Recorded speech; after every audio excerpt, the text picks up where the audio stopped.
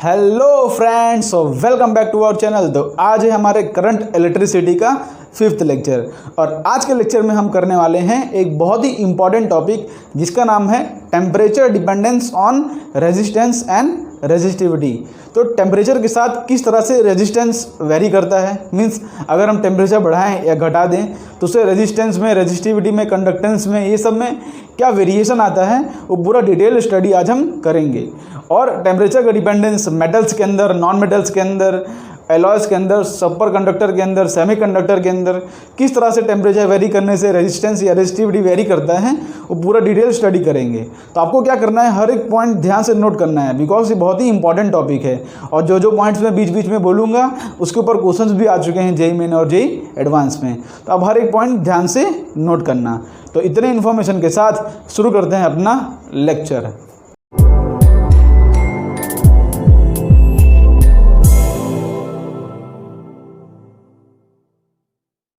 तो फ्रेंड्स शुरू करते हैं अपना टॉपिक। तो सबसे पहले हम जान लेते हैं कि हमारे पास किस किस तरह के मटेरियल्स अवेलेबल हैं, तभी तो उसके अंदर हम स्टडी करेंगे ना कि टेम्परेचर के साथ किस तरह से वेरी कर रहे हैं। तो हमारे पास कौन से मटेरियल्स अवेलेबल हैं उसको हम एक बार देख लेते हैं। टाइप्स ऑफ मटेरियल्स के अंदर आज हम 4 टाइप के मटेरियल पढ़ने वाले हैं। एक्चुअली 3 ही टाइप्स होते हैं लेकिन मैंने इसको 4 टाइप में डिवाइड किया है। तो 4 टाइप्स के मटेरियल कौन से पढ़ेंगे। सबसे पहले होता है कंडक्टर्स, या तो उसको मेटल्स बोल सकते हैं बिकॉज मेटल्स जनरली कंडक्टर्स होते हैं। तो कंडक्टर्स के अंदर आप मेटल्स को काउंट कर सकते हो। और दूसरा टाइप का जो हमारा मटेरियल है वो है सेमीकंडक्टर।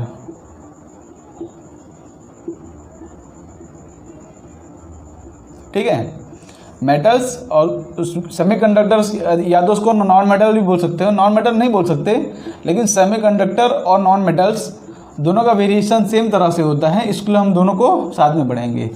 तो पहले अभी ये दो टॉपिक को हम समझते हैं। तो सबसे पहले हमको क्या देखना है आज कि टेम्परेचर के साथ रेजिस्टेंस किस तरह से वेरी कर रहा है। तो हमको रेजिस्टेंस का फॉर्मूला पता होना चाहिए उसके पहले। तो रेजिस्टेंस का फॉर्मूला क्या होता है हम यहाँ साइड में देख लेते हैं। रेजिस्टेंस का फॉर्मूला हमने पढ़ा होगा या आपने पढ़ा होगा, R=ρL/A। इसमें जो रो होता है रेजिस्टिविटी होता है और रेजिस्टिविटी का फॉर्मूला क्या होता है, M/NE²τ। ये फॉर्मूला हमने पढ़ा है। तो ये रेजिस्टिविटी का वैल्यू इसके अंदर पुट करेंगे तो R आ रहा है mL/NE²τA। ये फॉर्मूला आ रहा है हमारा रेजिस्टेंस का। तो इसी फॉर्मूले के ऊपर हमारी कहानी है, इसी फॉर्मूला के ऊपर हम टेम्परेचर का वेरिएशन करेंगे। ये सब फॉर्मूला तो आपको पहले से पता है। इसमें डिफरेंट टर्म्स की मीनिंग क्या होती है एक बार आपको सिर्फ बता देता हूँ। M जो होता है मास ऑफ द इलेक्ट्रॉन, L जो होता है लेंथ ऑफ द कंडक्टर, हमने जो कंडक्टर लिया है उसका लेंथ जहाँ से करंट पास कर रहा है। N जो होता है number of free electrons per unit volume, जिसको हम फ्री इलेक्ट्रॉन डेंसिटी ही बोलते हैं। E जो होता है चार्ज ऑन द इलेक्ट्रॉन्स होता है। टाउ जो होता है एवरेज रिलैक्सेशन टाइम होता है। जैसे कि 2 एटम्स हैं, इसके बीच में जो कोलिजन का टाइम है उसको हमने एवरेज माना है कि उसको टाउ बोलते हैं, उसका एवरेज रिलैक्सेशन टाइम। ए जो होता है area of the cross section perpendicular to the flow of current, जहाँ से करंट फ्लो कर रहा है उसके परपेंडिकुलर जो एरिया हो, क्रॉस सेक्शन हो, उसको हम यहाँ पर ए बोलते हैं। ओके, तो डिफरेंट टर्म्स के मीनिंग होते हैं रेजिस्टेंस के अंदर। तो आज हम किसकी बात करने वाले कि टेम्परेचर के साथ किस तरह से रेजिस्टेंस वेरी करता है। तो सबसे पहली बात कि टेम्परेचर चेंज होने से मतलब इसके अंदर 2 चीज़ें हैं, जैसे कि यहाँ पर N जो है number of free electrons per unit volume और टाउ जो है एवरेज रिलैक्सेशन टाइम। N क्या होता है बता देता हूँ। N जो होता है number of free electrons per unit volume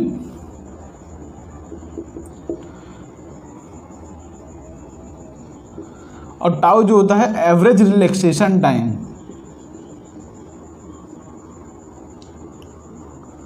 relaxation time मतलब 2 एटम्स के बीच में कोलिजन में जो टाइम लगता है उसको कहते हैं एवरेज रिलैक्सेशन टाइम, जिसको हम टाउ से बोलते हैं। तो टेम्परेचर के वेरी करने से इन दोनों चीज़ में फ़र्क पड़ता है, number of free electrons per unit volume और average relaxation time. Mass of the electron और जो है charge on the electron, length, area, ये सब जो है तो कांस्टेंट रहते हैं। ठीक है, तो number of free electrons per unit volume, और टाउ जो होता है एवरेज रिलैक्सेशन टाइम। तो सबसे पहले हम बात करते हैं कंडक्टर्स के अंदर। सबसे पहले हम क्या बात करते हैं? कंडक्टर्स के अंदर। तो कंडक्टर्स क्या होते हैं आपको पता होता है। कंडक्टर्स वो होते हैं जिसके पास क्या होता है? Free electrons. कंडक्टर के पास क्या होते हैं? Free electrons. आपको पता होगा कंडक्टर के पास maximum number of free electrons होते हैं। जैसे हम बात कर लें कॉपर की, जैसे हम बात करें यहाँ पर कॉपर की, तो कॉपर के पास ऑलमोस्ट 10⁻29 फ्री इलेक्ट्रॉन्स होते हैं। ठीक है, ऐसे कंडक्टर के पास बहुत सारे फ्री इलेक्ट्रॉन्स होते हैं, उसके इलेक्ट्रॉन जो रहते हैं वो फ्री रहते हैं। ठीक है, ये कंडक्टर होते हैं। और सेमीकंडक्टर क्या होते हैं? सेमीकंडक्टर के अंदर फ्री इलेक्ट्रॉन तो होते हैं, लेकिन कुछ इलेक्ट्रॉन या कुछ एटम्स बोल दो, कुछ इलेक्ट्रॉन जो रहते हैं वो बाउंडेड रहते हैं। ठीक है, बाउंडेड स्टेट में रहते हैं, बिकॉज वो सेमीकंडक्टर है। वो कंडक्शन थोड़ा कम करता है मेटल के कंपैरिजन में। क्यों कम करता है? बिकॉज उसके अंदर जो एटम्स रहते हैं या जो इलेक्ट्रॉन्स रहते हैं वो बाउंडेड रहते हैं। ओके, तो बात करते हैं मेटल्स के अंदर। मेटल्स के पास फ्री इलेक्ट्रॉन्स होते हैं। तो टेम्परेचर के बढ़ने के साथ, टेम्परेचर अगर आप बढ़ाओगे, टेम्परेचर अगर आप बढ़ाते हो, तो सबसे पहली बात मेटल्स के अंदर जो number of free electrons per unit volume है वो इंक्रीज़ होता है। बिकॉज जैसे जैसे टेम्परेचर बढ़ाओगे, सोचो टेम्परेचर जैसे जैसे बढ़ाओगे वैसे वैसे आयनाइजेशन होता है, तो number of free electrons per unit volume जो रहते हैं वो बढ़ जाते हैं। जैसे कि हमको पता है कि नंबर ऑफ फ्री इलेक्ट्रॉन्स क्या होता है। जैसे कि हमारे पास एक कंडक्टर है, तो एक यूनिट वॉल्यूम में से कितने इलेक्ट्रॉन्स पास कर रहे हैं, कितना चार्ज पास कर रहा है, उसको हमने n बोला है।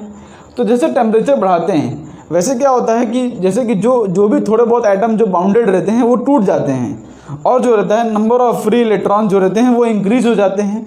और नंबर ऑफ फ्री इलेक्ट्रॉन्स अगर इंक्रीज़ हो गया, सोचो अगर n इंक्रीज़ हो गया तो रेजिस्टेंस क्या होगा? n अगर इंक्रीज़ हो गया तो रेजिस्टेंस डिक्रीज़ होना चाहिए। तो पहली बार टेम्परेचर बढ़ने से यहाँ पर n जो होता है वो इंक्रीज़ होता है। ठीक है, n जो होता है वो इंक्रीज़ होता है, और n इंक्रीज़ होने की वजह से रेजिस्टेंस जो है घटना चाहिए। रेजिस्टेंस जो है घटना चाहिए, ये बढ़ेगा तो रेजिस्टेंस घटेगा, बिकॉज वो डिनोमिनेटर में है। सेकेंड बात क्या करते हैं टाउ की। टाउ क्या होता है? Average relaxation time. हमारे पास दो एटम्स है, सपोज जैसे यहाँ पर ड्रॉ करता हूँ, दो एटम्स हैं, इनके बीच में जो टाइम लग रहा है, जो वो टाइम लग रहा है कोलिजन का, उसको हमने टाउ बोला है। तो सोचो जैसे कि हम टेम्परेचर बढ़ाएंगे, जैसे जैसे हम टेम्परेचर बढ़ाएंगे, ये दो एटम्स हैं, देखो जैसे टेम्परेचर बढ़ाओगे एटम्स के बीच में कोलिजन एटम्स के बीच में जो है वो रैपिडली मूव करेंगे, वाइब्रेशन उनके बीच में बढ़ जाएगा, और वाइब्रेशन बढ़ जाएगा तो इन दोनों के कोलिजन के बीच में, एटम्स के कोलिजन के बीच का जो टाइम रहेगा वो घट जाएगा। जल्दी कोलाइड करेंगे और स्पीड से मूव करेंगे, ड्रिफ्ट वेलोसिटी बढ़ जाएगी। ड्रिफ्ट वेलोसिटी बढ़ गई, इसके मतलब क्या है कि इन दोनों जो है और भी तेज़ से कोलाइड करेंगे, मतलब और जल्दी कोलाइड करेंगे, टाइम घट जाएगा दोनों के बीच में कोलिजन का। ठीक है, तो टेम्परेचर के बढ़ने के साथ जो टाउ होता है, टाउ एवरेज रिलैक्सेशन टाइम, वो घटता है। टाइम घट गया ना, दो एटम्स के बीच के कोलिजन का टाइम वो घट गया। तो यहाँ पर देखो अगर टाउ घट गया तो रेजिस्टेंस क्या हो गया? रेजिस्टेंस इसके हिसाब से क्या होना चाहिए? बढ़ना चाहिए। रेजिस्टेंस क्या होना चाहिए? बढ़ना चाहिए। तो यहाँ पर ये दोनों क्लैश कर रहे हैं। अगर n बढ़ रहा है तो रेजिस्टेंस घट रहा है, और अगर टाउ घट रहा है तो रेजिस्टेंस बढ़ रहा है। तो दूसरी बात, इन दोनों में से कौन डोमिनेट करता है? तो उसको एक्सपेरिमेंटली पता चला है कि n तो यहाँ पर बढ़ता है, टाउ यहाँ पर घट रहा है। n अगर बढ़ रहा है तो रेजिस्टेंस घट रहा है, अगर टाउ घट रहा है तो रेजिस्टेंस बढ़ रहा है। तो अब बताओ दोनों में से डोमिनेटिंग कौन होगा? रेजिस्टेंस घटेगा या बढ़ेगा? मीन्स दोनों में से जिसकी वैल्यू ज़्यादा होगी, जो ज़्यादा रैपिडली घट रहा होगा तो वही बड़ा होगा। सपोज समझो कि दोनों में से जिसका वैल्यू बड़ा होगा उसी का फैक्टर डोमिनेट करेगा ना। तो ये कैसे पता लगा है? तो ये एक्सपेरिमेंटली फाइंड आउट किया गया। एक्सपेरिमेंटली ये बात पता चली है कि जो टाउ होता है, tau factor average relaxation time, conductors के अंदर ये फैक्टर डोमिनेट करता है। कंडक्टर्स के अंदर अगर आप टेम्परेचर बढ़ाते हो, तो एवरेज रिलैक्सेशन टाइम घटता है और रेजिस्टेंस बढ़ता है। कंडक्टर्स के अंदर टेम्परेचर बढ़ाओगे तो रेजिस्टेंस बढ़ेगा, बिकॉज एवरेज रिलैक्सेशन टाउ जो है वो घट रहा है। टेम्परेचर बढ़ाओगे तो रेजिस्टेंस बढ़ेगा। ये बात हमको एक्सपेरिमेंटली पता चली और उसका रीज़न भी है। उसका रीज़न क्या है समझो, बिकॉज मेटल जो होते हैं ना उनके पास पहले से ही बहुत सारा फ्री इलेक्ट्रॉन्स होता है। मेटल्स के पास ऑलमोस्ट देखो इतने फ्री इलेक्ट्रॉन्स है 10⁻²৯। तो सोचो अगर आप टेम्परेचर बढ़ाएं तो सपोज अगर 100-200 फ्री इलेक्ट्रॉन्स और बढ़ गए और एटम्स जो है उसके टूटने शुरू हो गए और 10⁻7 या 10⁻3 बढ़ गया तो इसके ऊपर ज़्यादा कुछ फ़र्क नहीं डाल रहा है। ये क्या है अरबों खरबों बहुत बड़ी वैल्यू 10⁻29। 10 के बाद 29 जीरो लगा दो, उतनी बड़ी वैल्यू है ये। तो सोचो अगर आप थोड़े बहुत इलेक्ट्रॉन्स और बढ़ गए, अगर आयोनाइजेशन थोड़ी बहुत बढ़ गई तो उससे ज़्यादा कुछ फ़र्क नहीं आता। लेकिन यहाँ पर टेम्परेचर बढ़ाने से रिलैक्सेशन टाइम घटता है और रेजिस्टेंस बढ़ जाता है। इसका फैक्टर यहाँ पर डोमिनेट नहीं करता बिकॉज मेटल्स के पास तो पहले से ही फ्री इलेक्ट्रॉन्स होते हैं, पहले से ही बहुत फ्री इलेक्ट्रॉन्स होते हैं। इसके अंदर जो बाउंडेड एटम्स होते हैं ना वो बहुत ही कम होते हैं, इसलिए इसका जो फैक्टर है इसमें डोमिनेट नहीं कर पाता। और एक्सपेरिमेंटली भी वही बात पता चली, मीन्स हमने जो सोचा और एक्सपेरिमेंटली जो आया दोनों एक ही बात सही निकली। तो कंडक्टर्स के अंदर क्या होता है, टेम्परेचर बढ़ाने से रेजिस्टेंस बढ़ता है। टेम्परेचर बढ़ाने से रेजिस्टेंस बढ़ता है कंडक्टर्स। और जनरली हमारे सिलेबस में 90% केस जो लेंगे हम कंडक्टर्स के ही लेने वाले हैं, इसलिए ये बात आप ध्यान रखना कि टेम्परेचर बढ़ाने से रेजिस्टेंस बढ़ेगा। क्यों? बिकॉज एवरेज रिलैक्सेशन टाइम घटता है। ओके, अब दूसरी बात करते हैं हम सेमीकंडक्टर्स की। अब आपको पता है सेमीकंडक्टर्स के अंदर कुछ एटम जो रहते हैं वो बाउंडेड रहते हैं, तो सेम यही कहानी होगी उसके अंदर। अगर आप टेम्परेचर बढ़ाओगे तो एन इंक्रीज़ होगा तो यहाँ पर रेजिस्टेंस जो है वो डिक्रीज़ होना चाहिए। फिर से अगर टेम्परेचर बढ़ाओगे तो टाउ डिक्रीज़ करेगा तो रेजिस्टेंस यहाँ पर बढ़ना चाहिए। तो सेम वही कहानी इतनी तक सेम है। अब इसमें से बात है कि कौन सा फैक्टर डोमिनेट करेगा। तो अब इसमें एक्सपेरिमेंटली पता चला कि जो एन वाला फैक्टर है सेमीकंडक्टर्स या नॉन मेटल्स के अंदर, एग्जांपल देंगे अभी इसकी बात समझो आप।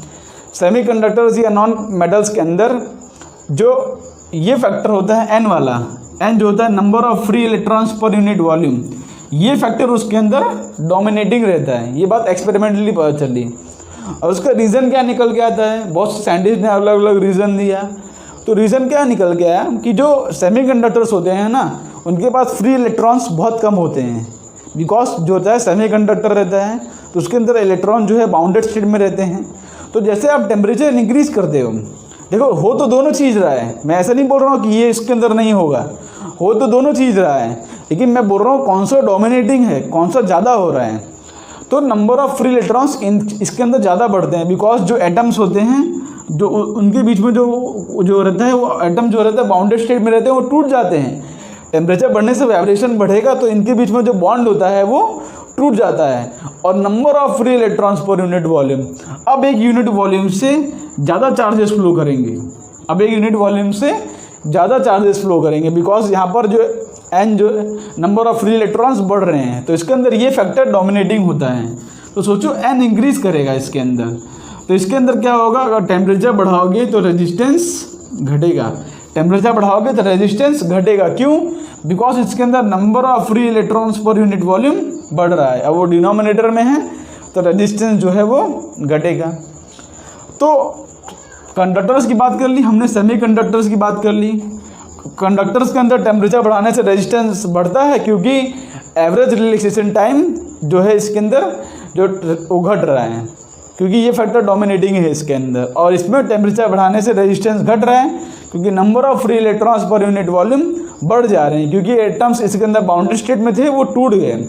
अच्छा, इसके अंदर एटम भी नहीं बोल सकते, हम बोलते हैं होल्स। आप अगर आगे पढ़ोगे सेमीकंडक्टर चैप्टर में तो उसके अंदर जो होता है एटम, इसके अंदर इलेक्ट्रॉन फ्लो नहीं करता, इसके अंदर होल्स फ्लो करते हैं। इसके अंदर होल्स कंडक्ट करते हैं। होल्स क्या होता है वो तो आप बाद में समझोगे, लेकिन इसके अंदर जो रहता है होल्स, तो क्या रहता है, जैसे कि हम टेम्परेचर बढ़ाते हैं तो नंबर ऑफ होल्स जो रहता है वो इंक्रीज़ हो जाते हैं, इसलिए जो रहता है वो नंबर ऑफ जो रेजिस्टेंस जो है वो घट जाता है। तो सेमीकंडक्टर में इसमें क्या होता है, टेम्परेचर बढ़ाने से रेजिस्टेंस बढ़ेगा, इसमें टेम्परेचर बढ़ाने से रेजिस्टेंस घटता है। सेमीकंडक्टर के एग्जांपल क्या होते हैं, आपने बहुत से कॉमन एग्जांपल देखे होंगे। सिलिकॉन का हो गया, जैसे जर्मेनियम हो गया, या कोई भी आपको नॉन मेटल दिया हो, नॉन मेटल और सेमीकंडक्टर दोनों की कहानी सेम ही है। तो सिलिकॉन हो गया, जर्मेनियम हो गया, और भी बहुत से एग्जांपल देख सकते हो आप वो टेबल्स के अंदर।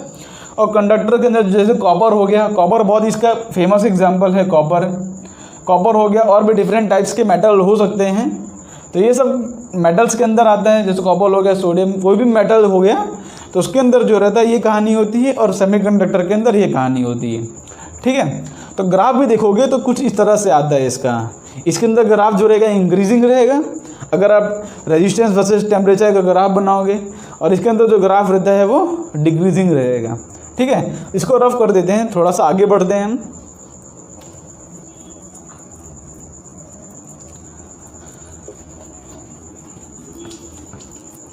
अब हम बात करते हैं एलॉयज़ के बारे में, थोड़ा सा जस्ट ऊपर से डिस्कशन कर रहे हैं, हम बात कर लेते हैं एलॉयज़ की। एलॉय क्या होता है, सोचो यहाँ पर एक हमने केस ऐसा बना लिया कि जिसके अंदर जो है टेम्परेचर बढ़ाने से रेजिस्टेंस बढ़ रहा है, और एक केस हमने ऐसा बना लिया है जिसके अंदर टेम्परेचर बढ़ाने से रेजिस्टेंस घट रहा है। लेकिन सोचो हमको अगर हमको लैब में एक्सपेरिमेंट करना हो तो आप कौन सा वायर लोगे जिसके अंदर रेजिस्टेंस बढ़ रहा है घट रहा है? आप तो ऐसा वायर चाहोगे ना कि जिसका जो है रेजिस्टेंस कांस्टेंट रहे टेम्परेचर चेंज होने की वजह से। नहीं, सोचो अगर जो वायर है उसका भी अगर जो है रेजिस्टेंस बढ़ेगा टेम्परेचर बढ़ने से, तो उसका भी हमको अलग से कैलकुलेशन करना पड़ेगा, उसका भी अलग से हमको फॉर्मूला वो सब नोट्स करना पड़ेगा, और भी हमको बहुत वेरिएशन आएंगी, एरर आने के ज़्यादा चांसेस रहेंगे। इसलिए हम ऐसा मटेरियल चाहते हैं कि जिसका रेजिस्टेंस जो है टेम्परेचर के साथ चेंज ना हो।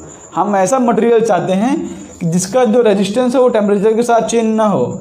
इसलिए हमको एलॉय बनाना पड़ेगा, एलॉय जो कि रहेगा combination of metal and non metal, या मेटल एंड सेमीकंडक्टर, जो भी बोल सकते हो, मेटल एंड नॉन मेटल या सेमीकंडक्टर आप बोल सकते हो। ओके, एलॉयज़ के बहुत से एग्जांपल होते हैं, जैसे कि कोई फेमस नाम है मैंगनीन हो गया, मैंगनीन, ये नाम आप नोट कर लो। जैसे नाइक्रोम वायर हो गया, आपने नाइक्रोम वायर का नाम सुना होगा। और कॉन्स्टेंटन हो गया। ऐसे डिफरेंट बहुत सारे एग्जांपल्स हो सकते हैं एलॉयज़ के। तो एलॉयज़ की प्रॉपर्टी क्या होती है, एलॉयज़ का काम क्या है कि मतलब टेम्परेचर बढ़ाने से, सोचो हमने एलॉय किसका लिया है, हमने एलॉय बनाया है मेटल और नॉन मेटल का। तो एक ऐसा केस, मतलब सोचो मेटल में क्या होगा, टेम्परेचर बढ़ाने से रेजिस्टेंस बढ़ेगा, और नॉन मेटल में क्या होगा, टेम्परेचर बढ़ाने से रेजिस्टेंस घटेगा। तो ओवरऑल इसके अंदर केस क्या होता है, ओवरऑल इसके अंदर अगर टेम्परेचर बढ़ाओगे तो रेजिस्टेंस इज नियरली कांस्टेंट, मतलब जनरली जो होता है रेजिस्टेंस हम उसके अंदर नियरली जो रहता है वो कांस्टेंट रहता है। टेम्परेचर बढ़ाने से भी रेजिस्टेंस में ज़्यादा कुछ चेंज नहीं आता एलॉयज़ के अंदर, क्योंकि एलॉय हमने क्या बनाया, एक मेटल का एक नॉन मेटल का, एक इंक्रीज कर रहा है एक डिक्रीज कर रहा है। तो दोनों ओवरऑल ऐसा हम बनाते हैं कि दोनों एक दूसरे को कैंसिल आउट कर दें, और ओवरऑल जो रेजिस्टेंस रहे वो कांस्टेंट रहे। और यही सब जो मटेरियल होते हैं इसको हम एक्सपेरिमेंटल पर्पस के लिए यूज़ करते हैं। जैसे कॉन्स्टेंटन वायर हो गया, निक्रोम वायर हो गया, मैंगनीन वायर हो गया। क्यों? क्योंकि इसके अंदर ऐसी प्रॉपर्टी होती है कि टेम्परेचर के साथ इसका रेजिस्टेंस चेंज नहीं होता। तो ये हमारा थर्ड टाइप का मटेरियल हो गया जिसको हम एलॉय बोलते हैं। और चौथा भी एक टाइप होता है जिसको मैं एक बार देख लेते हैं, हम जस्ट यहाँ पर ही देख लेते हैं। उसको हम बोलते हैं सुपर कंडक्टर। उसको हम बोलते हैं सुपर कंडक्टर। अब जो सुपर कंडक्टर क्या होता है, अरे सुपर कंडक्टर एक ऐसा मेटल होता है या एक ऐसा एलिमेंट होता है, जैसा बोल सकते हो, जैसे इसका एग्जांपल होता है मर्क्यूरी। इसका एग्जांपल होता है मर्क्यूरी, और भी बहुत सारे हो सकते हैं। तो सुपर कंडक्टर एक ऐसा मटेरियल होता है जिसका मतलब समझो कोई एक ऐसा टेम्परेचर आता है, मतलब कोई एक ऐसा टेम्परेचर आता है जहाँ पर इसका जो रेजिस्टेंस की वैल्यू हो जाती है वो नियरली ज़ीरो हो जाती है, कांस्टेंट नहीं, ज़ीरो हो जाती है। मतलब सुपर कंडक्टर ऐसा एक, सोचो जैसे मर्क्यूरी होता है, एट मर्क्यूरी कहाँ, एट 4.2 केल्विन, इसका वैल्यू होता है मर्क्यूरी का 4.2 kelvin, mercury act as superconductor, mercury act as superconductor. तो 4.2 केल्विन के अंदर 4.2 केल्विन पर मर्क्यूरी जो रहता है सुपर कंडक्टर बन जाता है। सुपर कंडक्टर मतलब उसका रेजिस्टेंस जो रहता है, रेजिस्टेंस वो जीरो हो जाता है। रेजिस्टेंस बोल दो, रेजिस्टिविटी बोल दो, दोनों का फॉर्मूला सेम ही है। बहुत रेजिस्टेंस का फॉर्मूला क्या होता है, इसका फॉर्मूला होता है ml/n² टाउ ए, और रेजिस्टिविटी का फॉर्मूला होता है m/n² टाउ। तो एल और ए तो बात ही नहीं हो रही है, तो इसलिए देखो एन और टाउ में चेंजेस आ रहे हैं, तो दोनों का सेम ही कहानी होगा। तो मर्क्यूरी एक ऐसा मटेरियल है जिसका रेजिस्टेंस जो रहता है ज़ीरो रहता है। टेम्परेचर इंक्रीज़ करोगे, टेम्परेचर इंक्रीज़ करने से कोई, लेकिन एक ऐसा टेम्परेचर आता है एट 4.2 केल्विन, ये टेम्परेचर है, इसके ऊपर इसका जो रेजिस्टेंस हो जाता है वो ज़ीरो हो जाता है, ये सुपर कंडक्टर बन जाता है। इसका कंडक्शन जो रहता है वो मैक्सिमम कंडक्शन जो रहता है, सोचो रेजिस्टेंस का उल्टा क्या होता है, 1 अपॉन रेजिस्टेंस होता है कंडक्टेंस। तो इसका जो कंडक्टिविटी होता है, जैसे सिग्मा बोल दो कंडक्टिविटी, वो इनफाइनाइट हो जाता है, इनफाइनाइट कंडक्टिविटी इसकी इनफाइनाइट हो जाती है, ये सुपर कंडक्टर बन जाता है, सुपर कंडक्टर। इसकी कंडक्टिविटी रहती है इनफाइनाइट। सोचो फॉर्मूला जो है कंडक्टिविटी का फॉर्मूला क्या होता है, कंडक्टिविटी का फॉर्मूला जस्ट इसका अपोजिट होगा। सिग्मा क्या हो जाएगा, सिग्मा हो जाएगा n² टाउ अपॉन n। तो इसके अंदर देखो, इसके अंदर जो रहता है, देखो रेजिस्टेंस जो होता है ज़ीरो हो जा रहा है, रेजिस्टेंस इसके अंदर ज़ीरो है, तो सिग्मा जो रहता है वो 1 अपॉन सिग्मा इस 1 अपॉन रेजिस्टिविटी। तो रेजिस्टिविटी ज़ीरो है, तो 1 अपॉन ज़ीरो क्या हो जाएगा, 1 अपॉन ज़ीरो हो जाएगा इनफाइनाइट। तो मर्क्यूरी जो रहता है 4.2 केल्विन पर उसका रेजिस्टेंस ज़ीरो हो जाता है, या तो उसको ऐसा बोल सकते हैं कि वो सुपर कंडक्टर बन जाता है। उसका रेजिस्टेंस जो रहता है, सॉरी, उसका जो कंडक्टेंस रहता है वो इनफाइनाइट हो जाता है। तो ये था हमारा फोर्थ टाइप का मटेरियल, सुपर कंडक्टर। इसका ग्राफ कुछ इस तरह से आता है, जैसे ग्राफ ड्रॉ करूँ ना इसका सुपर कंडक्टर का, तो ग्राफ देखो यहाँ पर कुछ इस तरह से आता है। अगर इसका हम ग्राफ देखना चाहें ना, तो यहाँ पर ग्राफ देख लो इसका एक बार। जैसे सपोज ये हमारा रेजिस्टेंस है, यहाँ पर रेजिस्टेंस है और यहाँ पर टेम्परेचर है, ठीक है। तो रेजिस्टेंस क्या हो जा रहा है, ज़ीरो हो जा रहा है। मतलब समझो ये एक ऐसे 4.2 केल्विन टेम्परेचर, जैसे टेम्परेचर हमने 4.2 केल्विन किया, तो इस केस में उसका रेजिस्टेंस जो होता है वो ज़ीरो हो जाता है। ग्राफ कुछ इस तरह से बनता है, यहाँ पर ये स्ट्रेट लाइन ग्राफ एकदम एग्जैक्टली ऐसा हो जाता है, ऐसा ग्राफ। या तो इसकी अगर कंडक्टिविटी की बात करो, जैसे यहाँ पर कंडक्टिविटी वर्सेस टाइम बनाओ कंडक्टिविटी, तो उसका केस में 4.2 केल्विन पर 4.2 केल्विन पर उसकी कंडक्टिविटी जो रहती है वो इनफाइनाइट हो जाती है। भले बाद में कैसे ही वेरी करे, बाद में कैसे वेरी करे उससे फ़र्क नहीं पड़ता, लेकिन एग्जैक्टली 4.2 केल्विन पर उसका जो क्या बोलते हैं, उसका जो कंडक्टिविटी रहती है वो इनफाइनाइट हो जाती है। या तो रेजिस्टेंस बोलो, तो रेजिस्टेंस जो रहता है, यहाँ पर रेजिस्टेंस बना रहा हूँ, रेजिस्टेंस जो रहता है वो ज़ीरो हो जाता है। यहाँ पर 4.2 केल्विन पर रेजिस्टेंस ज़ीरो हो जाता है, ठीक है। तो ये बात हो गई इसकी सुपर कंडक्टर का। इसका ग्राफ कुछ इस तरह से आता है। और भी हम डिफरेंट मेटल्स के ग्राफ देख लेते हैं, उसके ग्राफ तो हम बाद में देखेंगे, या तो चलो एक बार देख ही लेते हैं। उसकी ग्राफ की स्टडी हम करने वाले हैं अभी, लेकिन तो भी मोटा मोटा आपको ऊपर से दिखा दे रहा हूँ एक बार कि कंडक्टर का जो ग्राफ होता है मेटल्स का, उसका ग्राफ कुछ इस तरह से आता है। कंडक्टर का ग्राफ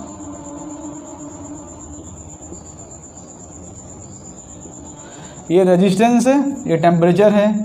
अब कंडक्टर ग्राफ क्या है, टेम्परेचर के साथ इंक्रीज होना चाहिए, तो यहाँ पर सॉरी हाँ, रेजिस्टेंस टेम्परेचर बढ़ेगा तो रेजिस्टेंस उसका इंक्रीज होगा, तो उसका ग्राफ इस तरह से आता है। ये ग्राफ एक्चुअली स्ट्रेट लाइन होता नहीं है, लेकिन हम यहाँ पर अज्यूम करते हैं। वो अजम्पशंस क्या क्या होते हैं मैं आगे बताता हूँ आपको। वैसे सेमीकंडक्टर का ग्राफ देखें तो सेमीकंडक्टर का ग्राफ जो है टेम्परेचर के साथ डिक्रीज होना चाहिए, मतलब कुछ इस तरह से ग्राफ आना चाहिए रेजिस्टेंस वर्सेस टाइम का, ठीक है। तो क्या टेम्परेचर के साथ वो डिक्रीज़ करता है। वैसे जैसे कि एलॉयज़ हो गए, एलॉय हो गए, उनकी बात करें तो उनका अगर रेजिस्टेंस वैसे टाइम ग्राफ ड्रॉ करूं तो एलॉय का रेजिस्टेंस क्या हो जाता है, कांस्टेंट हो जाता है, मींस नियरली कांस्टेंट होता है, एकदम स्ट्रेट लाइन तो नहीं होता, नियरली कुछ कांस्टेंट हो जाता है। इस तरह का इसका ग्राफ आता है। तो ये ग्राफ की स्टडी तो अभी करने वाले हैं। अभी तो इतना नोट कर लो आप कि अभी हमने क्या बताया कि कौन से टाइप के मटेरियल होते हैं और क्या क्या उनकी प्रॉपर्टी होती है, कैसे वो टेम्परेचर के साथ वेरी करते हैं। अब देख लेते हैं उसका फॉर्मूला क्या होता है, आपने बुक में देखा ही होगा। ये फॉर्मूला आपने देखा होगा, R = R0 1 + alpha delta T, ये फॉर्मूला आपने देखा ही होगा। या तो रेजिस्टिविटी की बात करूँ तो ρ = ρ0 1 + अल्फ़ा dt, ये फॉर्मूला आपने देखा होगा। ये फॉर्मूला किस तरह से आता है उसका हम स्टडी करने वाले हैं। अभी हमने बोल तो दिया टेम्परेचर के साथ इंक्रीज़ कर रहा है, टेम्परेचर के साथ डिक्रीज़ कर रहा है, लेकिन फॉर्मूला किस तरह से आता है वो हम देखना शुरू करते हैं। तो इसको यहाँ से रफ करके वो टॉपिक में शुरू करता हूँ। तो अब बात कर लेते हैं फॉर्मूला का कि उसका फॉर्मूला किस तरह से आता है। आपको तो ये फॉर्मूला पता होगा कि ये फॉर्मूला होता है R = R0 1 + अल्फ़ा dt, ये फॉर्मूला आपको पता होगा। या तो अगर रेजिस्टिविटी में टर्म के लिखूँ तो ρ = आता है ρ0 1 + अल्फ़ा dt, ये फॉर्मूला पता होता है। तो ये फॉर्मूला क्यों आता है और किस कंडीशन को लगा के ये फॉर्मूला आता है, पहले वो हम समझते हैं। देखो फ्रेंड्स, एक्चुअली तो जो रेजिस्टेंस होता है ना, उसका जो वेरिएशन होता है वो लीनियर नहीं होता। हम इसके अंदर मानते हैं लीनियर, लेकिन उसका वेरिएशन जो होता है लीनियर नहीं होता, उसका वेरिएशन कुछ एक्सपोनेंशियल होता है। और उसका जो फॉर्मूला आता है वो कुछ इस तरह से आता है, R = R0 e⁻α dt, ये फॉर्मूला आता है। एक्चुअली रेजिस्टेंस का फॉर्मूला ये नहीं है, रेजिस्टेंस का फॉर्मूला ये आता है R = R0। वो फॉर्मूला तो कैसे आता है वो बताते हैं, लेकिन रियल फॉर्मूला जो है एकदम रियल फॉर्मूला है। ये एक्सपोनेंशियल वेरिएशन होता है रेजिस्टेंस का, जिसका फॉर्मूला होता है R = R0 e⁻α dt, where alpha क्या होता है, अल्फ़ा होता है कोएफिशिएंट ऑफ, स्पेलिंग रॉन्ग हो तो इग्नोर कर देना, coefficient of thermal resistance.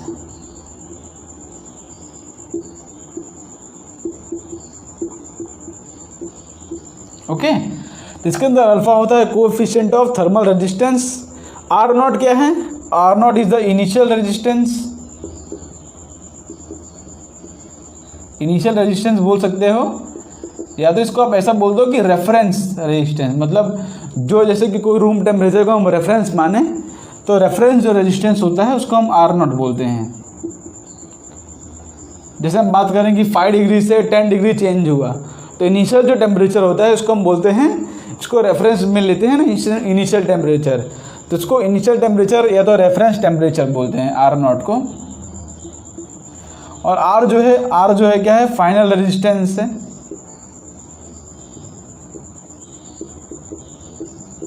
Okay, और डेल्टा T क्या है, डेल्टा T है T final minus of T initial, means change in temperature है। ओके, तो ये सारे टर्म्स के मीनिंग होते हैं और ये सारे टर्म्स आप नोट कर लो। एक बार मैंने यहाँ लिख दिया, अब इसको नोट कर लो। ओके, मैं इसको रफ करता हूँ बिकॉज इसका डेरिवेशन करना है। तो अल्फा जो होता है कोएफिशिएंट ऑफ थर्मल रेजिस्टेंस, जैसे हमने पढ़ा है कि मतलब 11th में हमने पढ़ा होगा कि टेम्परेचर के साथ लेंथ किस तरह से चेंज करता है, एरिया किस तरह चेंज करता है, तो उसके लिए हमने पढ़ा है coefficient of linear expansion, coefficient of areal expansion. वैसे यहाँ पर रेजिस्टेंस वेरी कर रहा है तो अल्फा जो है इसके अंदर बताएगा coefficient of thermal expansion. Okay, तो रियल में एक्चुअली फ्रेंड्स फॉर्मूला ये होता है, कुछ एक्सपोनेंशियल वेरिएशन होता है, लेकिन ये जो फॉर्मूला होता है ये कुछ टर्म्स, कुछ कंडीशन हमने इसके अंदर माना है, इसीलिए ये फॉर्मूला आता है। तो देखो पहले जानते हैं, तो क्या होगा, R = R0 e⁻α dt। पहले जानते हैं कि ये फॉर्मूला किस तरह से आया है। तो एक्चुअली फ्रेंड ऐसा माना गया कि जो चेंज इन रेजिस्टेंस होता है, चेंज इन रेजिस्टेंस वो डायरेक्टली प्रोपोर्शनल होता है। डायरेक्टली प्रोपोर्शनल किसके डायरेक्टली प्रोपोर्शनल होता है, initial resistance R0, initial resistance जिसको हम R0 बोलते हैं, और इनटू डेल्टा टी। मीन्स सोचो, इसको ऐसा मान भी सकते हैं बिकॉज जैसे जैसे टेम्परेचर बढ़ेगा वैसे वैसे रेजिस्टेंस बढ़ेगा, और इनिशियल रेजिस्टेंस पर भी डिपेंड करता है कि इनिशियल रेजिस्टेंस उसका कितना था, उसके ऊपर भी डिपेंड करता है ये delta R, change in resistance, ये दोनों फैक्टर पर डिपेंड करता है। तो प्रोपोर्शनैलिटी कांस्टेंट निकालते हैं अगर, अच्छा ये जो है प्रोपोर्शनैलिटी कांस्टेंट है, ओके। तो अगर प्रोपोर्शनैलिटी कांस्टेंट निकालते हैं हम तो उसके जगह एक नया टर्म आता है alpha R naught delta T. अच्छा ये दोनों टर्म्स अलग है, हाँ, ये प्रोपोर्शनैलिटी कांस्टेंट वाला है और एक coefficient of linear thermal expansion वाला है, दोनों अलग हैं। ये प्रोपोर्शनैलिटी कांस्टेंट है, ये कंफ्यूज मत होना, ठीक है। यहाँ पर इक्वल टू डाला है मैंने, तो यहाँ पर प्रोपोर्शनैलिटी कांस्टेंट निकाला तो उसके जगह उसका हमने कांस्टेंट टर्म रखा जिसको हम बोलते हैं अल्फ़ा, ये होता है कोएफिशिएंट ऑफ लीनियर एक्सपांसन। तो यहाँ पर स्मॉल चेंज था, इसको मैं स्मॉल चेंज डी आर बोल देता हूँ, स्मॉल चेंज डी आर। तो यहाँ पर देखो इसको मैं नीचे लेके आता हूँ तो हो जाएगा D R upon R equal to आ रहा है अल्फ़ा डी टी। तो यहाँ पर इसको दोनों तरफ मैं इंटीग्रेट कर देता हूँ, दोनों तरफ इंटीग्रेट कर देता हूँ इस तरह से। इंटीग्रेट क्यों करूँगा, मैं स्मॉल चेंज ऑफ रेजिस्टेंस की बात कर रहा हूँ, तो हमको टोटल जितना फाइंड करना पड़ेगा उसके लिए हम इंटीग्रेट कर रहे हैं। तो इसको इनिशियल आर इनिशियल से लेके आर फाइनल तक, और टेम्परेचर को टेम्परेचर इनिशियल, जब रेजिस्टेंस आ रहा था तो टेम्परेचर इनिशियल और टेम्परेचर फाइनल, इसको इंटीग्रेट कर दूंगा। तो यहाँ पर क्या आ जाएगा, 1/r का इंटीग्रेशन क्या होता है, यहाँ पर आता है ln r, ये तो ln r final upon r initial हो जाएगा, लिमिट्स मैंने पुट कर दिया है, इनटू यहाँ पर हो जाएगा अल्फ़ा और डेल्टा टी जो कि t final minus t initial, okay. Delta T क्या है, t final minus t initial, समझ लो मैंने वैल्यू पुट कर दिया है, ये क्या है डेल्टा टी है, ओके। तो यहाँ पर देखो अगर हम लॉग को इस तरह से कन्वर्ट करें तो हो जाएगा r final minus r initial equal to हो रहा है e raise to alpha D T. Log जो है मैंने इस तरफ लेके गया तो ये फॉर्मूला देखो किस तरह से निकल के आ रहा है, तो r final equal to r naught e raise to alpha D T, ये फॉर्मूला हमारा आ रहा है। r final equal to r initial, r initial को मैंने r नॉट माना है और r फाइनल को मैंने r माना है, तो फॉर्मूला आ रहा है r equal to r naught e raise to alpha D T, ये मेरा फॉर्मूला आ रहा है, ओके। मेरा फॉर्मूला क्या आ रहा है, r equal to r naught e raise to alpha D T. तो इस तरह से ये फॉर्मूला आता है, ये हमारा होता है एक्चुअल फॉर्मूला। जो रेजिस्टेंस होता है कुछ एक्सपोनेंशियली वेरी करता है, वो किस तरह से वो फॉर्मूला आता है वो हमने यहाँ पर डिराइव किया, okay. r equal to r naught e raise to alpha D T. अब आप बोलोगे कि ये फॉर्मूला कैसे है, तो ये फॉर्मूला हमने दो कंडीशंस माने हैं, बिकॉज एक्चुअली ये सॉल्व करना हर बार बहुत मुश्किल पड़ेगा, तो उसके लिए हमने दो कंडीशंस माने हैं। क्या क्या कंडीशन माना है समझो। यहाँ पर सबसे पहला कंडीशंस, वो फॉर्मूला लाने के लिए हमारे पास दो कंडीशंस है। ये यहाँ फॉर्मूला यहाँ पर नोट कर लेता हूँ, इसका डेरिवेशन था आपने नोट कर ही लिया होगा। तो यहाँ पर वो फॉर्मूला किस तरह से आता है, देखो हमने यहाँ पर दो कंडीशंस माने। कंडीशंस क्या क्या हैं, पहला हमारे पास कि जो टेम्परेचर वेरिएशन है, टेम्परेचर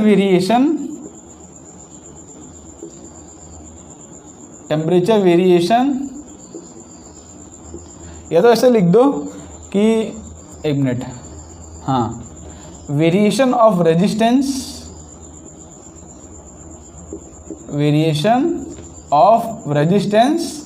इज लीनियर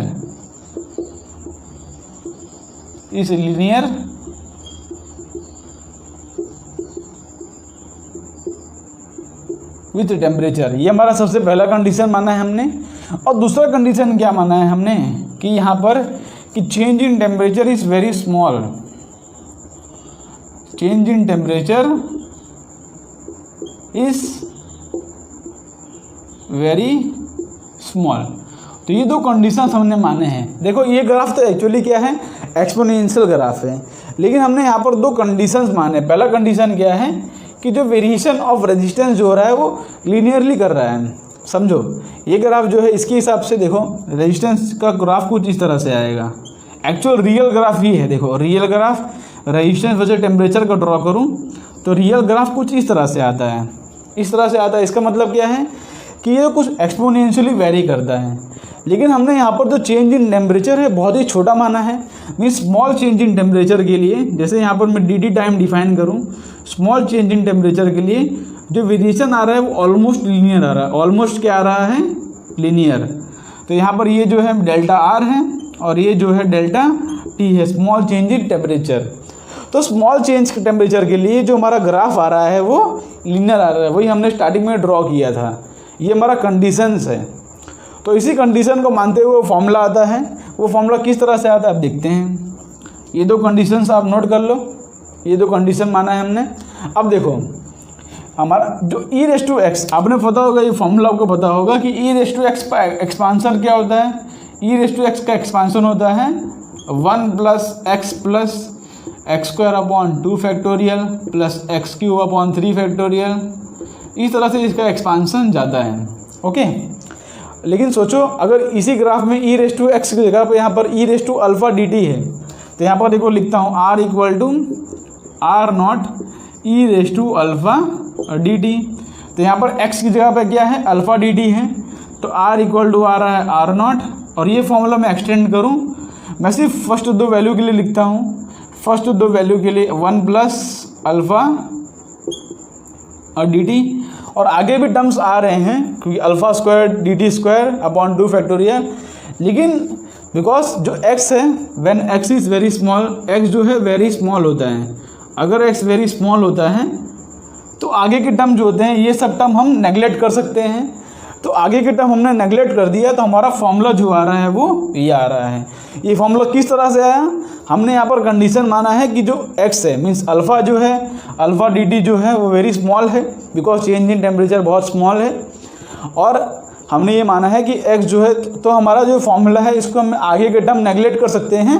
तो हमारा ये फॉर्मूला आ रहा है r = r0 1 + alpha D T. Okay, तो ये फॉर्मूला इस तरह से आता है, लेकिन ओरिजिनल फॉर्मूला तो ये है। तो आपको याद रखना है कि ये जो फॉर्मूला है आपको सिर्फ स्मॉल चेंज इन टेम्परेचर।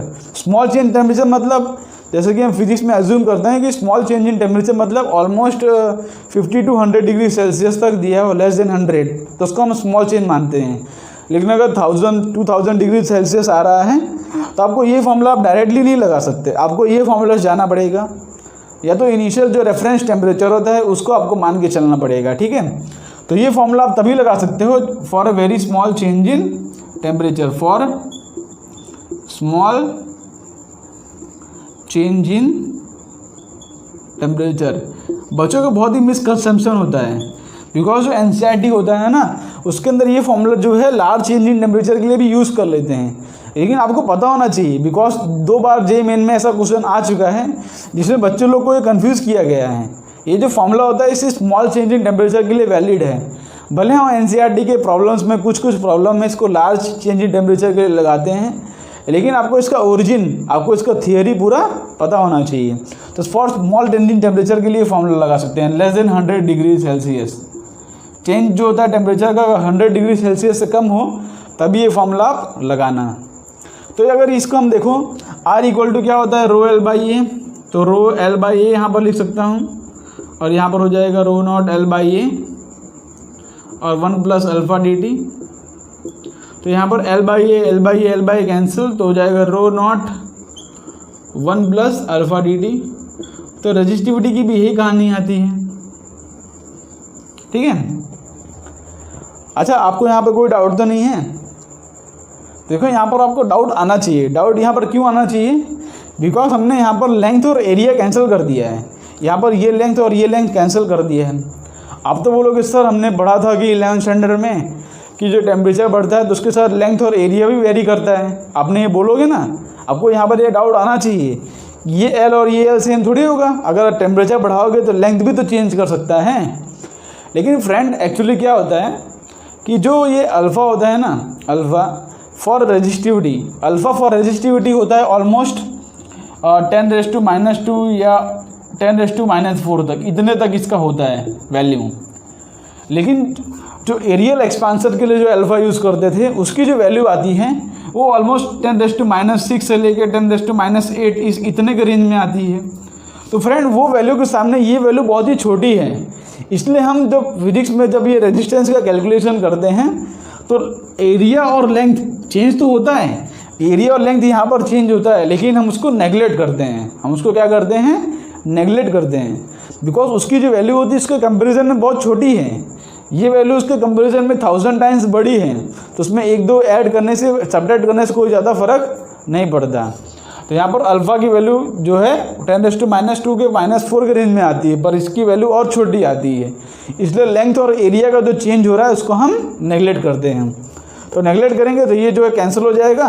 तो रेजिस्टिविटी का भी यही फॉर्मूला आता है, R ρ = ρ0 1 + अल्फ़ा dt।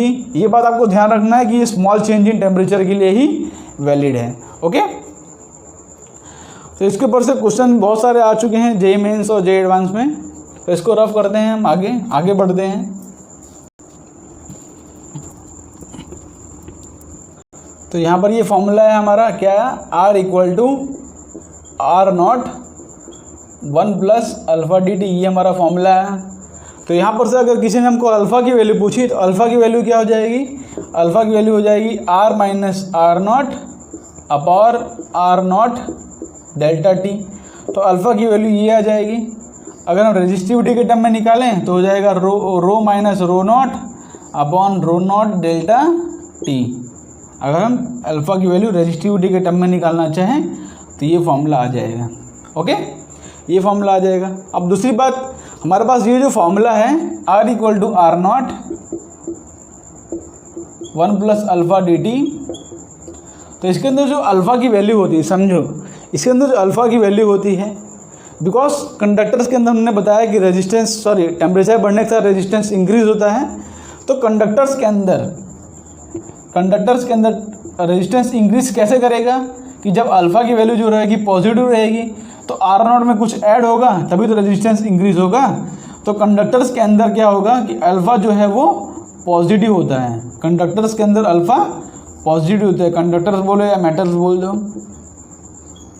तभी तो यहाँ पर सोचो R0 के अंदर कुछ ना कुछ ऐड होगा तभी तो ये वैल्यू इंक्रीज होगी। तो यहाँ पर अल्फ़ा जो रहता है पॉजिटिव रहता है। और सेमीकंडक्टर के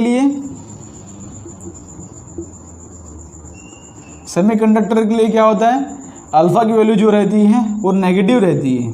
अल्फ़ा की वैल्यू नेगेटिव रहेगा, अल्फ़ा की वैल्यू नेगेटिव रहेगा तभी तो वो टेम्परेचर बढ़ने के साथ रेजिस्टेंस डिक्रीज़ करेगा ना। और जो रहता है हमारे पास लास्ट टाइप होता है एलॉय, उसके अंदर क्या होता है, उसके अंदर जो रहता है रेजिस्टेंस ऑलमोस्ट कांस्टेंट रहता है। ऑलमोस्ट कांस्टेंट कब रहेगा, जब ये वाला टर्म हमारा 0 हो जाएगा। तो इसके अंदर ऑलमोस्ट अल्फ़ा की वैल्यू जो रहती है वो नियरली हम 0 मान सकते हैं। ओके, तो ये हमारे एलॉयज़ के केस में होती है, हमारे एलॉय के केस में। और सुपर कंडक्टर केस में आपको बताया है कि रेजिस्टेंस 0 होता है और कंडक्टिविटी जो रहती है वो इनफाइनाइट रहती है। अच्छा, जो रेजिस्टेंस का आंसर है ना वही उसका अपोजिट आंसर कंडक्टिविटी का होगा, बिकॉज रेजिस्टेंस बढ़ेगा तो कंडक्टेंस डिक्रीज होगा। तो कभी आपको कंडक्टेंस पूछे ना तो कंडक्टर्स में कंडक्टेंस डिक्रीज होता है टेम्परेचर के साथ, और सेमीकंडक्टर में कंडक्टेंस इंक्रीज होगा टेम्परेचर के साथ। तो ये सब बात आप ध्यान रखना, ठीक है। वो तो आप कर लोगे, मैं समझ सकता हूँ। ओके, तो इसके ऊपर क्वेश्चंस क्या क्या आते हैं वो भी हम देख लेते हैं। थोड़े बहुत इजी क्वेश्चंस भी आते हैं, उसको आप ट्राई कर सकते हो। लेकिन इतनी बात ध्यान रखना कि आप भले उसको जो फॉर्मूला है R = R0 उसको लगाओ लार्ज वैल्यू के लिए, लेकिन कभी अगर कॉन्सेप्चुअल क्वेश्चन आ जाए तो उसके अंदर ये बात आपको ध्यान रखना है कि जो फॉर्मूला है वो सिर्फ स्मॉल रेंज ऑफ टेम्परेचर के लिए ही वैलिड है। तो 2-3 क्वेश्चन मैं लाया हूँ, उसमें JEE मेंस के भी क्वेश्चन हैं, तो उसको हम एक बार 1 by 1 कर लेते हैं। यहाँ पर देखो पहला क्वेश्चन जो है आपके स्क्रीन पर आ चुका होगा। सिंपल क्वेश्चन है, क्या बोल रहा है, the temperature dependence on resistance of copper and undoped silicon in the temperature range of 300 to 400 kelvin is best described by. तो बोलो, तो जो क्या बोलते हैं क्वेश्चन, ऑप्शन दिया लीनियर इंक्रीजेस फॉर कॉपर। देखो कॉपर क्या है, कॉपर मेटल है, आपको पता है कॉपर जो है वो मेटल है।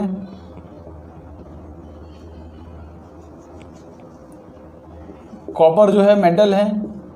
तो मेटल के केस में क्या होता है, रेजिस्टेंस जो होता है वो टेम्परेचर के साथ इंक्रीज करता है, और इंक्रीज किस तरह से करता है, लीनियर इंक्रीज करता है। और दूसरी बात किसकी बात की, सिलिकॉन जो है वो सेमीकंडक्टर है। तो सेमीकंडक्टर केस में रेजिस्टेंस किस तरह से होता है, वो डिक्रीज करता है। ये हमने ग्राफ ड्रॉ किया था। तो यहाँ पर लीनियर इंक्रीज हो रहा है, लेकिन डिक्रीज जो होता है वो एक्सपोनेंशियल होता है, बिकॉज आर नॉट जो डिनोमिनेटर में आएगा ना, तो इस तरह से एक्सपोनेंशियल डिक्रीज करता है। तो हमारा जो ऑप्शन है वो ए ऑप्शन मैच कर जाएगा, linear increase for copper and exponential decrease for silicon, because temperature range देखो 300 से 400 केल्विन जा रहा है, तो टेम्परेचर बढ़ रहा है ना, तो ये कॉपर में इंक्रीज होगा और सिलिकॉन में डिक्रीज होगा और एक्सपोनेंशियली डिक्रीज होगा। ठीक है, तो पहला क्वेश्चन सिंपल सा था, तो इसको आप कर लो, इसका आंसर जो है ए हो गया। इसको रफ करके करते हैं अपना सेकंड क्वेश्चन अब।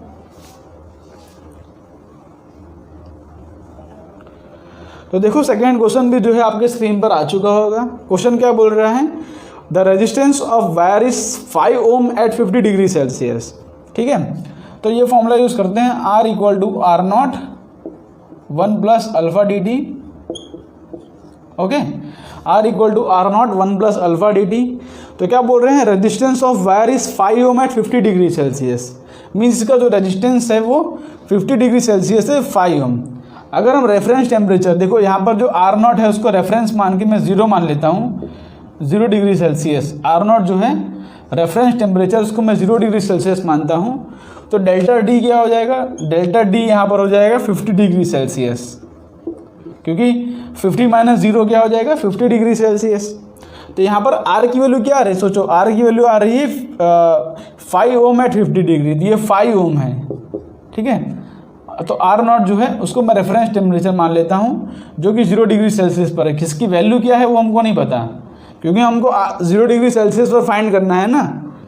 तो मैं मान लेता हूँ कि नीचे जो टेम्परेचर है टी नॉट वो 0 डिग्री सेल्सियस है। तो 5 इक्वल टू आर नॉट हो जाएगा 1 प्लस अल्फ़ा की वैल्यू हमको नहीं पता, और डेल्टा डी कितना हो जाएगा 50। तो यहाँ पर आ रहा है 5 minus R not equal to आ रहा है 50 अल्फ़ा। तो पहला इक्वेशन ये आ गया। और सेकेंड इक्वेशन क्या बनेगा हमारा, 6 ओम एट 100 डिग्री सेल्सियस। तो ये फॉर्मूला यूज हो जाएगा, R equal to R naught 1 plus alpha D T. तो ये क्या है, R की वैल्यू क्या है 6 ओम, ये आर नॉट हमको 0 डिग्री सेल्सियस पर है, हमने माना है, पता नहीं क्या है वो, और 1 प्लस अल्फ़ा डी टी, और ये जो हो जाएगा एट 100 डिग्री, तो ये 100 आ रहा है यहाँ पर। तो यहाँ पर से आ रहा है 6 minus R not equal to 100 alpha. अब ये दोनों इक्वेशन से हमको आर नॉट की वैल्यू फाइंड करनी है 0 डिग्री सेल्सियस पर, तो इन दोनों को डिवाइड कर देते हैं। तो क्या आ जाएगा 5 minus R naught upon 6 minus R not equal to हो जाएगा 1/2। ये कैंसिल हो जाएगा ना, तो 1/2 बचेगा। तो यहाँ से देखो इक्वेशन क्या बन रहा है, 6 माइनस आर नॉट, ये सब तो आप सॉल्व ही कर लोगे, तो ये हो जाएगा 4 इक्वल टू आर नॉट। तो यहाँ से आर नॉट की वैल्यू क्या आ रही है 4 ओम आ रही है। सिंपल सा क्वेश्चन है एकदम, ठीक है, बिकॉज आर नॉट हमने क्या माना है, रेफरेंस टेम्परेचर माना है 0 डिग्री सेल्सियस पर, क्योंकि क्वेश्चन में हमको पूछा है कि 0 डिग्री सेल्सियस पर रेजिस्टेंस कितना होगा। तो ये क्वेश्चन भी सिंपल सा था। इसको रफ करके करते हैं अपना थर्ड क्वेश्चन।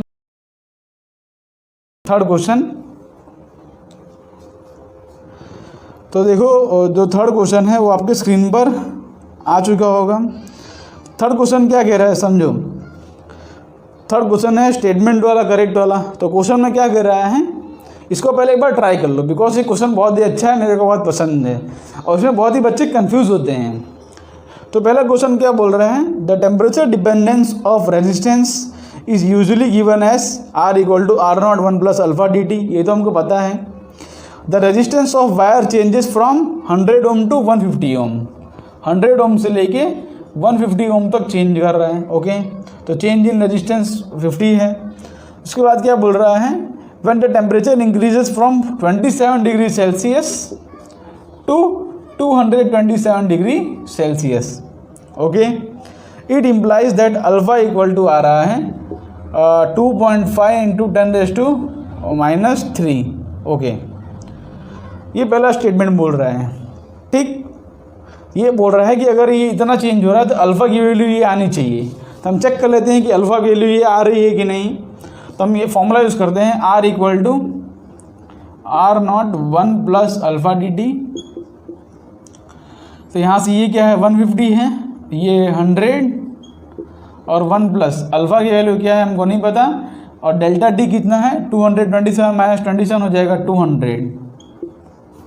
तो यहाँ से हो जाएगा ये 0 0 कैंसिल, ये 3 और ये 2, तो 3/2 ओके। और तो 2 अंदर जाएगा तो हो जाएगा 2 अल्फ़ा इंटू 200, तो ये हो जाएगा 400 अल्फ़ा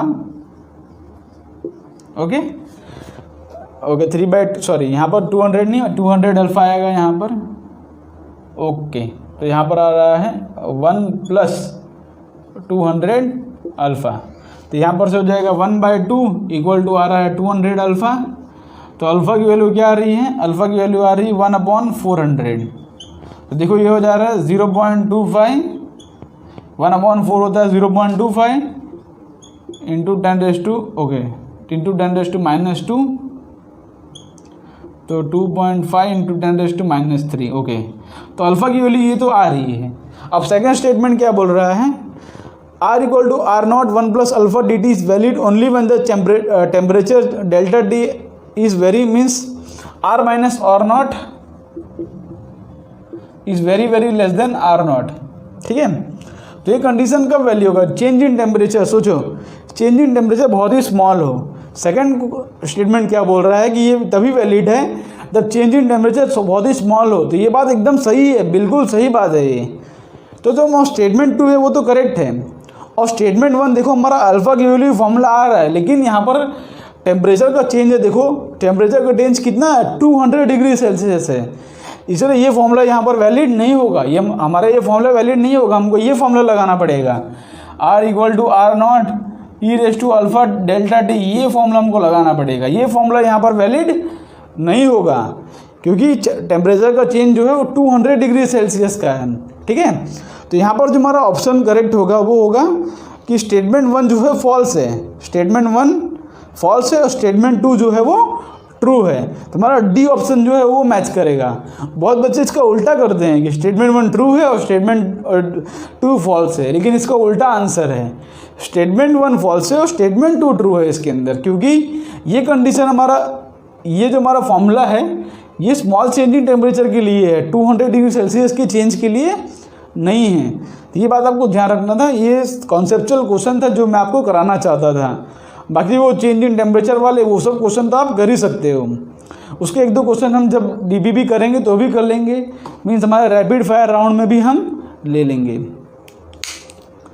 तो होप करता हूँ आज के लेक्चर आपको समझ पड़ा होगा। अच्छा एक और बात बतानी रह गई है आपको, वो बात क्या होती है समझ लो आप यहाँ पर, कि यहाँ पर कभी भी आपको अगर अल्फ़ा जो है वो वेरिएबल दिया होगा तो किस तरह से आप सॉल्व करोगे। अल्फ़ा सोचो, अल्फ़ा की वैल्यू जो हम नियरली कांस्टेंट मानते हैं। देखो हमने डेरिवेशन किया था ना, हमने डेरिवेशन क्या किया था कि जो डी आर आ रहा था वो आ रहा था R0 alpha delta T D D आ रहा था।